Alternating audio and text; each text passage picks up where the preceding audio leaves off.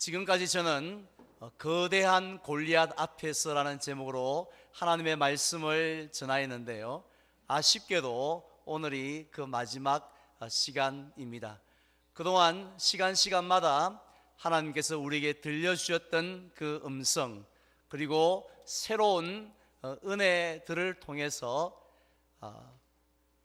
우리 앞에 서 있는 거대한 골리앗들을 물리치시는 저와 여러분들 되시기를 주님의 이름으로 축원을 드립니다. 우리의 삶이 다들 만만치가 않은 것 같습니다.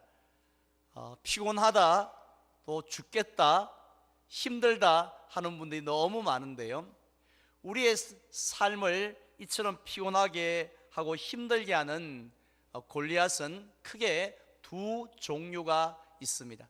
하나는 우리의 눈에 보이는 골리앗이고, 또 하나는 눈에 보이지 않는 골리앗입니다.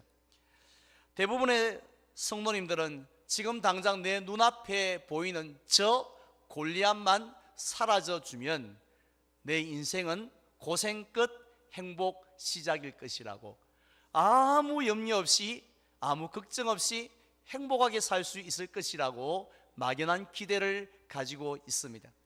그런데 실제로는 어떻습니까? 눈에 보이는 골리앗보다도 더 우리의 삶을 힘들게 하는 것은 눈에 보이지 않는 골리앗입니다. 즉, 우리 마음속에 자리를 잡고 우리의 삶을 자기 마음대로 그렇게 움직이는 그 마음속에 골리앗이 있다는 것이지요.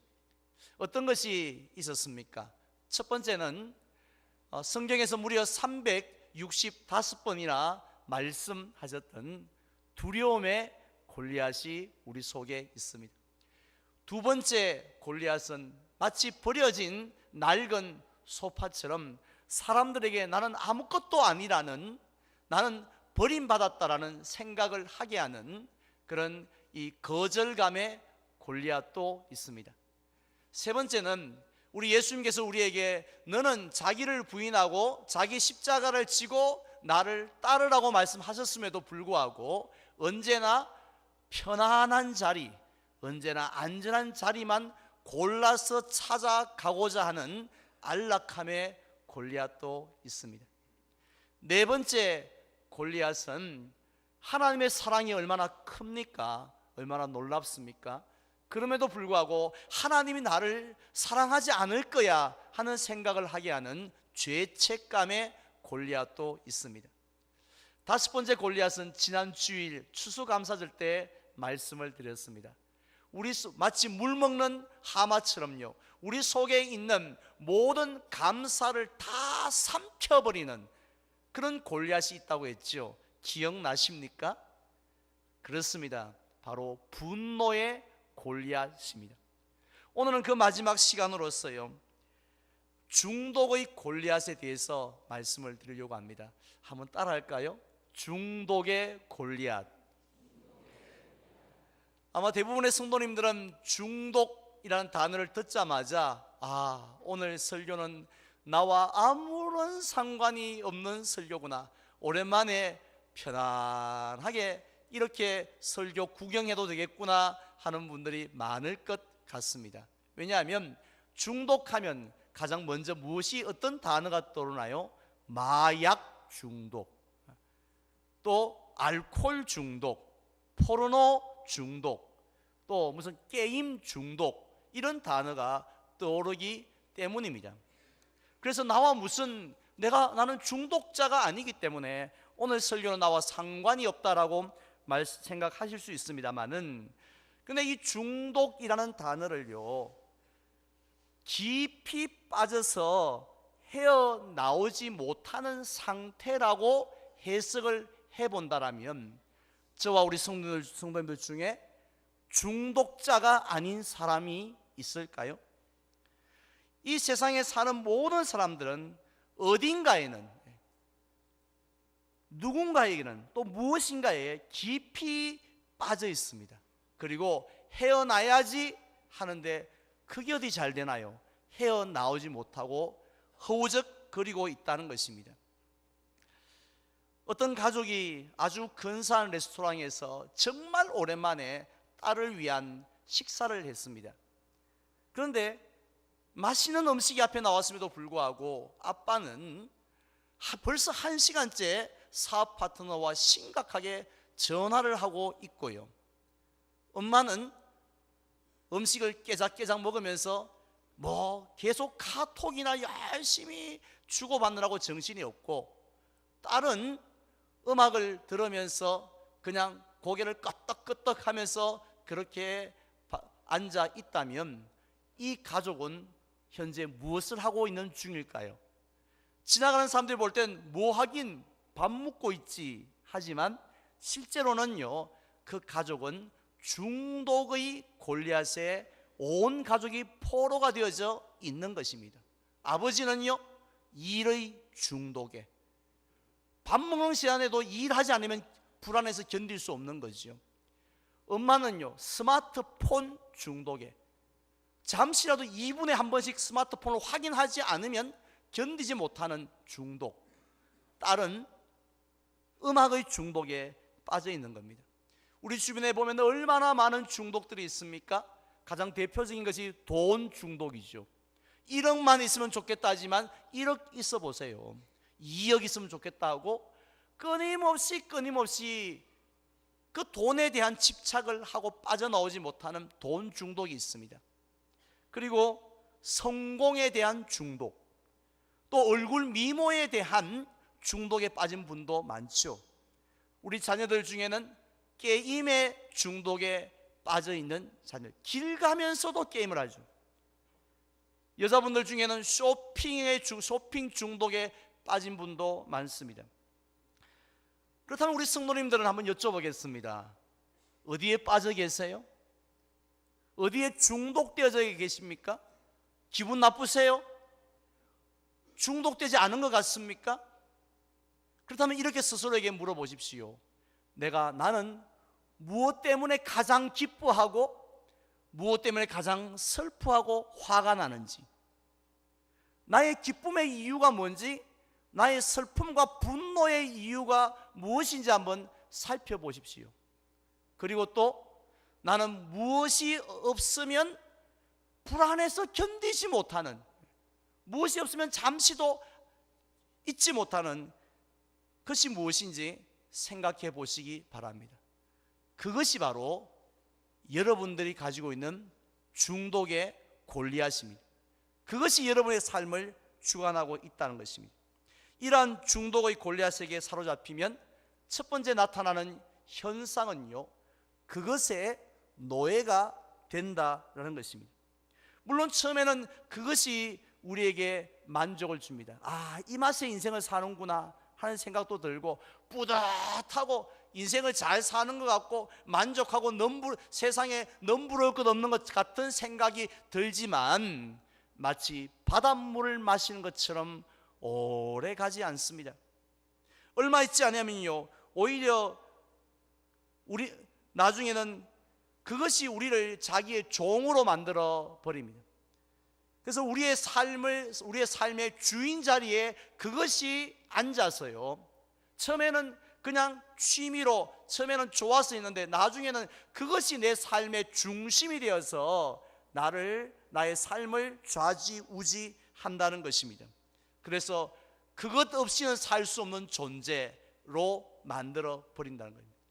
혹시 선풍기 아줌마 이야기를 들어보신 적이 있습니까? TV에 소개되었는데요, 젊을 때 그렇게 예뻤던 그분이 어느 중독에 빠집니까? 성형 중독에 빠진 거죠. 그만해도 어디 내놔도 안 빠집니다. 우리 교회 여전도에서 안 빠집니다 라고 말을 해도 만족이 안 되는 거죠. 아니에요, 눈이 쪽 찢어졌어요. 아니에요, 뭐가 쳐졌어요. 뭐가 쌍꺼풀이 없어요. 입술이 뒤집어져야 돼요 하면서 뭘 그렇게 더 예쁘게 자꾸 돈을 들이다 보니 어느 날 갑자기 자신의 모습을 보니까 뭡니까? 무서워서 볼 수가 없는 거예요. 그렇게 아름답던 얼굴이 무서워서 볼 수 없는 그런 모습으로 변해버렸다는 것이죠. 결국 중독의 골리앗에 사로잡히면 우리는 하나님이 우리에게 원하시는 그런 멋지고 아름다운 삶을 살아갈 수가 없습니다. 여러분, 어떻게 사는 것이 잘 사는 것입니까? 우리는 흔히 돈이 많으면 잘 산다고 말하고 돈이 없으면 못 사는 사람이라고 그렇게 표현을 하지 않습니까? 언제부터 그런 표현이 우리에게 생겨났는지 모르겠습니다만은 돈이 많다고 잘 사는 사람이고 돈이 없다고 못 사는 사람인가요? 정말 하나님의 자녀들 가운데 돈이 많아도 잘 못 사는 사람들이 얼마나 많은지, 이 중독의 골리앗에 끌려다니는 사람들이 얼마나 많은지 모르죠. 성경의 가장 대표적인 사람이 오늘 본문에 나오는 사울 왕입니다. 우리가 잘 알고 있는 것처럼 사울 왕은요, 이스라엘 군대 전체에서 가장 용맹하고 또 가장 뛰어난 체격과 커리어를 가진 최고의 용사 아닙니까? 그런데 사무엘상 17장에 보면은 엘라 골짜기에 이 블레셋 군대가 찾아오고 또 골리앗이 찾아왔을 때에 사울은 무엇을 하였습니까? 아무리 성경을 찾아봐도 사울이 했던 일은 nothing, 아무것도 없었습니다. 참모들과 작전 하나 짜지 않았고요, 어떤 군사적인 행동 한번 취하지 않았습니다. 심지어는 겁에 질려있는 이스라엘 백성의 군대를 향하여서 여러분 두려워하지 마십시오, 하나님이 우리와 함께 하십니다, 놀라지 마십시오, 이러한 말씀 한마디 전달하지 않았다라는 것입니다. 얼마나 초라한 모습입니까? 이게 왕이 보여줘야 될 모습입니까? 이게 잘 사는 겁니까? 얼마나 초라한 그런 모습으로 살아가고 있습니까? 사울이 이렇게 행동할 수밖에 없었던 것은요, 단지 눈앞에 보이는 골리앗이 너무 거대했기 때문에 그런 것은 절대로 아니에요. 사울의 마음속에 뭐가요? 중독의 골리앗이 자리 잡고 있었기 때문입니다. 사울은 어디에 중독되었을 것 같습니까? 오늘 주신 말씀을 비롯해서 사울이 죽는 순간까지 했던 행동들을 보면 그런 딱 한 가지 중독에 빠졌습니다. 그건 돈도 아니었습니다. 그것은 어떤 미모도 아니었습니다. 그것은 바로 인기였습니다. 백성들의 인정에 목이 말라 있었다는 것입니다. 아니, 이 세상의 지도자 중에 백성의 인기나 지지에 관심이 없는 지도자 있나요? 그래서 다들 내 지지도가 얼마인지, 여론조사 결과가 어떻게 나왔는지 거기에 목숨을 거는 것 아닙니까? 그런데 사울은 그 어떤 지도자들보다도 이 백성이 나를 어떻게 볼까, 백성이 나에게 얼마나 박수를 보낼까, 야유를 보낼까, 거기에 중독되어져 있었다는 것입니다. 마치 연예인들 같지 않습니까? 그렇게 잘 사는 연예인들이, 그렇게 예쁜 연예인들이 왜 자살을 합니까? 그것은 바로 그 팬들의 인정이 나를 떠나버린 사실을 견디지 못하기 때문에 나는 실패했어, 살 가치가 없어 하고 목숨을 끊는 거 아닙니까?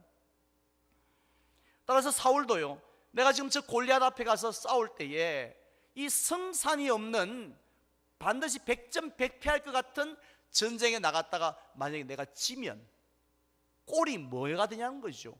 그러면 백성들이 아이고 저 등신 같은 것, 그 왕이라는 게 그것도 못 이기냐고 하면서 백성의 인기가 쫙 떨어지면 분명히 나를 왕의 자리에서 쫓아내버릴 것이라는 그런 불안한 감이 든다는 것이죠.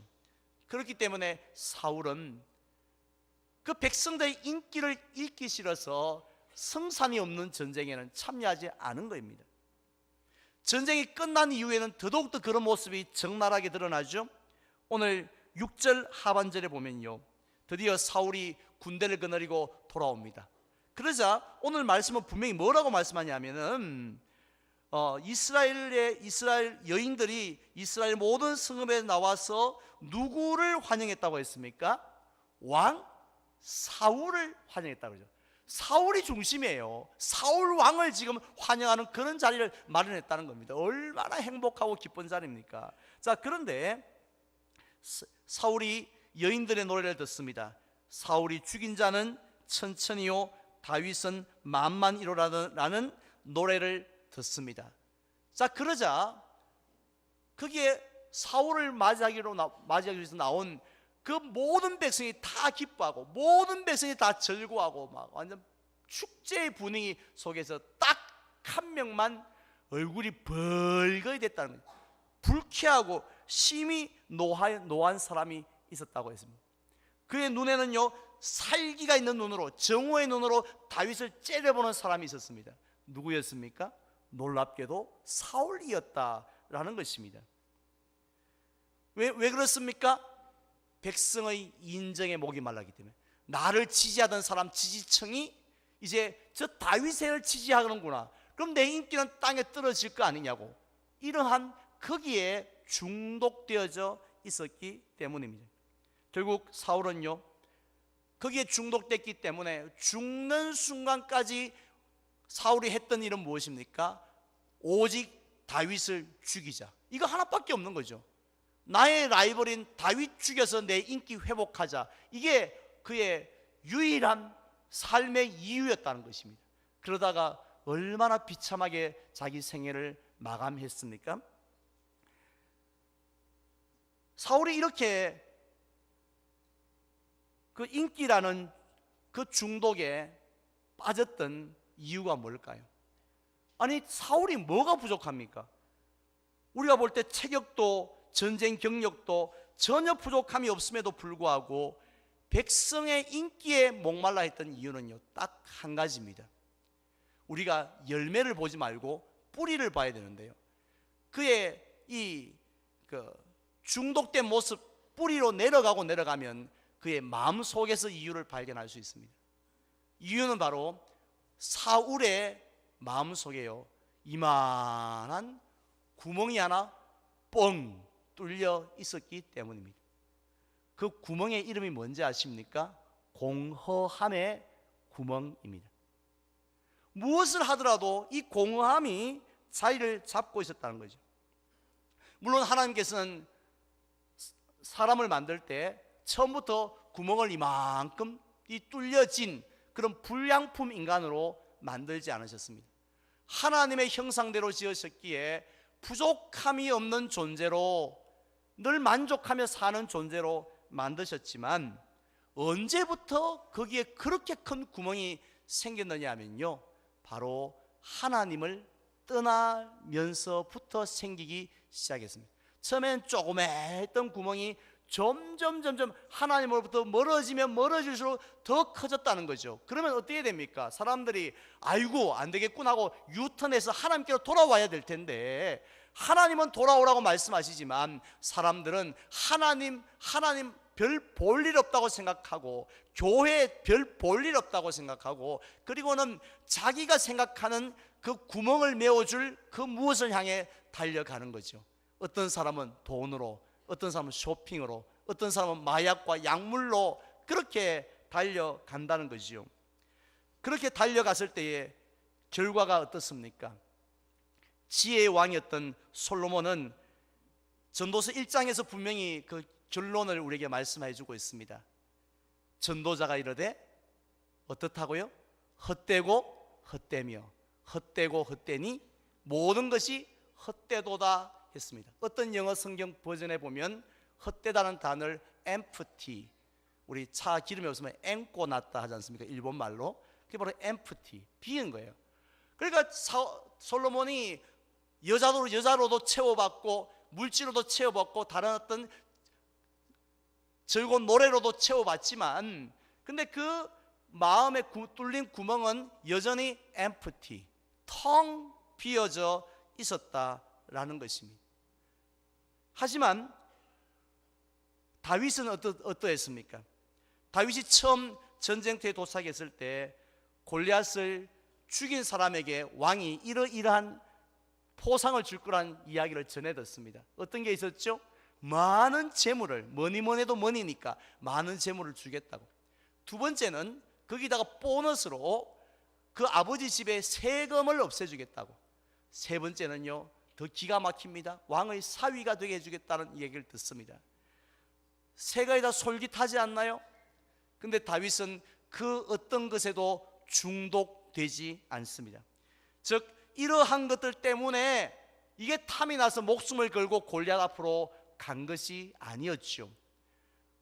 형들이나 다른 사람들은 그렇게 보았을지 모르겠지만 다윗이 뭐라고 고백합니까? 무엇 때문에 화를 냅니까? 또 무엇 때문에 골리앗 앞에 섭니까? 그것은 오직 여호와의 이름입니다. 하나님의 영광이 드러나기를 원하는 마음으로 하나님의 이름을 의지하고 골리앗 앞에 나갔던 것입니다. 다윗은 평생을 그런 삶을 살았던 거지요. 그렇기 때문에 오직 하나님만 바라보며 살았기 때문에 시편 23편에서 우리가 잘 알고 있는 것처럼 다윗은 어떻게 고백합니까? 내게 뭐함이 없다고요? 부족함이 없으리로다 라고 고백합니다.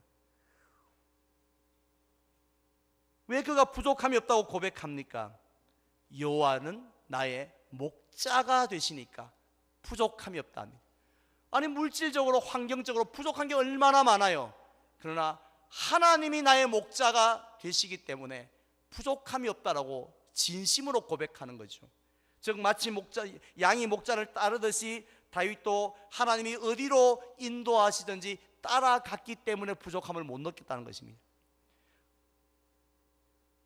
심지어 사망의 음침한 골짜기를 다닌다 할지라도 주의 지팡이와 막대기가 나를 안위하여 주실 것이라는 믿음이 있었기 때문에 그는 마음이 부족함이 없었습니다.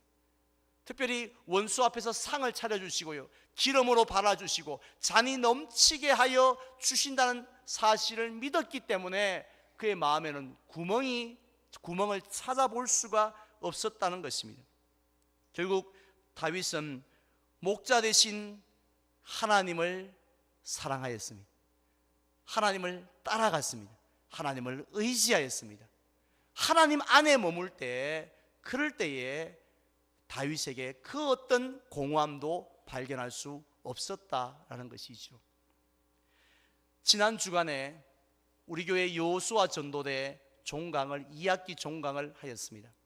하나님께서는 한 학기 동안 매주 수요일마다 나와서 듣든지 안 듣든지 복음을 전했던 우리 대원들을 너무 기뻐하셨는지 참 귀한 선물 하나를 주셨습니다.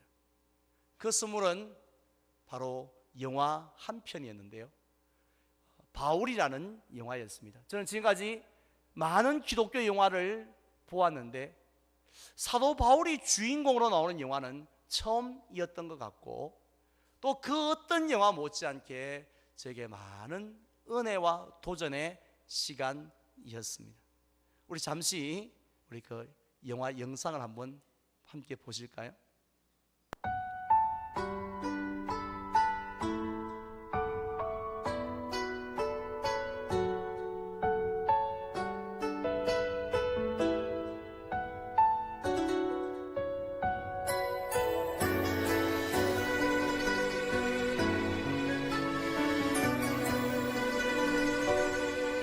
지극히 작은 자 죄인 중에 괴수 무익한 나 부르셔서 간절한 기대와 소망 부끄럽지 않게 십자가 전게 하셨네. 주를 위해 죽어도 주를 위해 살아 죽을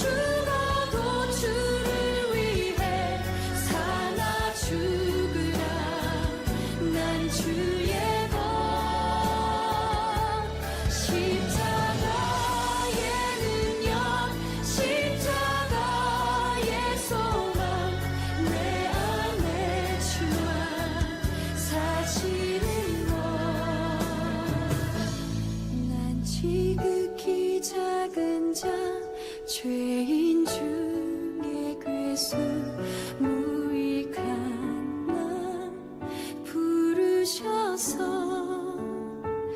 간절한 기대와 소망 부끄럽지 않게 십자가 전폐하셨네. 내 사랑 나의 십자가.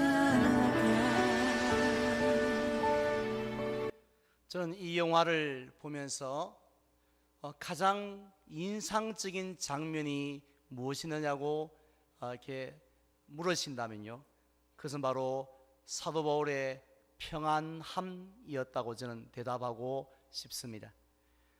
비록 그는 로마 대화재의 수괴로 몰렸어요. 감옥에 갇혔지만 그는 단 한 번도 너무 억울하다고, 누가 좀 나를 풀어달라고 그렇게 도움을 요청하지 않았습니다. 수많은 채찍을 당하였음에도 불구하고 이놈들 두고 보자고, 내가 언젠가는 내가 갚아주겠다고 이렇게 복수의 칼을 갈지도 않았습니다. 심지어는 참수형을 당하기 직전에 믿음의 아들인 디모데에게 편지를 쓰죠. 그게 바로 디모데 후서입니다.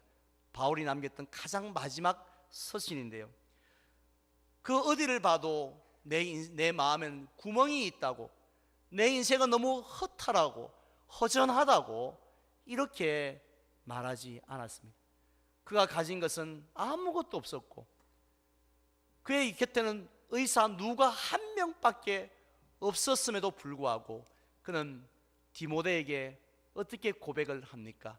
우리 함께 그 귀한 고백을 나누어 보기를 원합니다. 다 같이 읽겠습니다. 나는 선한 싸움을 싸우고 나의 달려갈 길을 마치고 믿음을 지켰으니 이제 후로는 나를 위하여 의의 면류관이 예비되었으므로 주 곧 의로우신 재판장이 그날에 내게 주실 것이며. 아멘.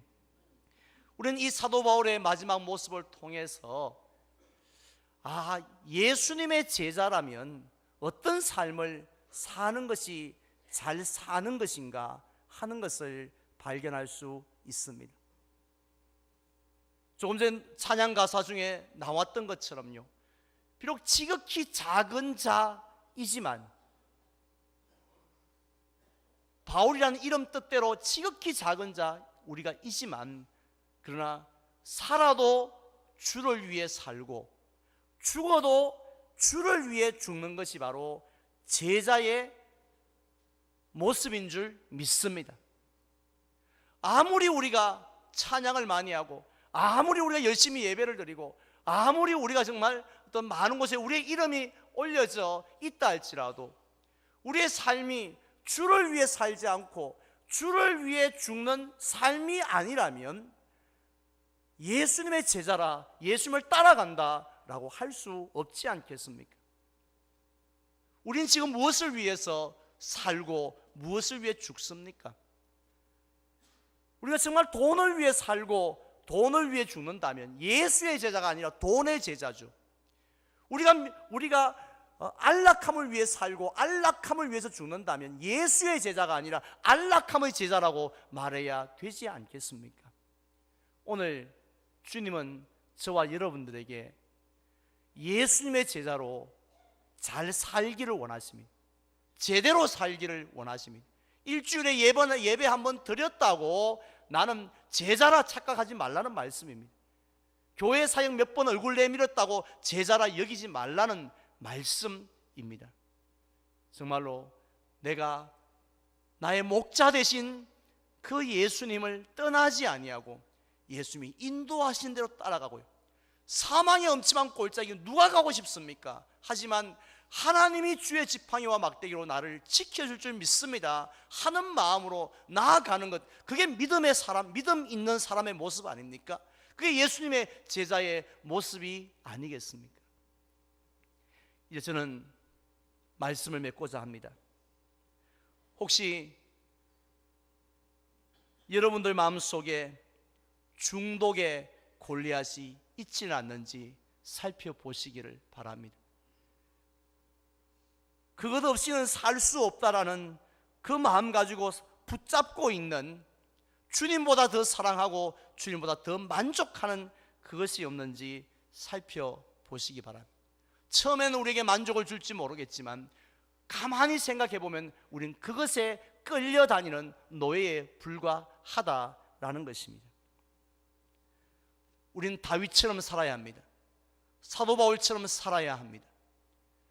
주님 안에서 주를 위해 살고 주를 위해 죽는 삶을 살아가야 합니다. 그리할 때에 하나님께서 사도 바울에게 주시고자 약속하셨던 그 의의 면류관을 우리에게도 분명히 허락하여 주실 줄 믿습니다.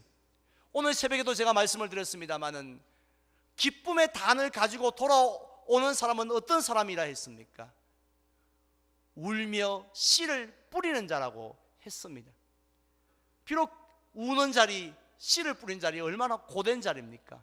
그렇지만 하나님, 내가 하나님만이 나의 소망입니다.